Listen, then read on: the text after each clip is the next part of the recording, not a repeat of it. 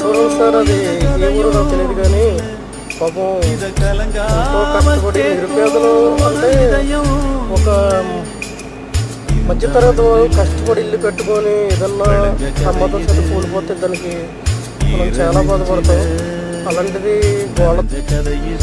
అలాంటిది ఇల్లు అలాగా చూస్తుండగానే కూలిపోతే చాలా కానీ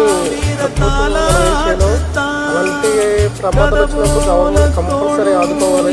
గవర్నమెంట్ వాళ్ళని ఆదుకోమని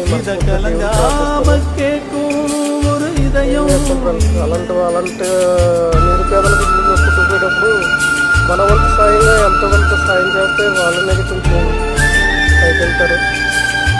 okay friends, God bless you. Thank you so much.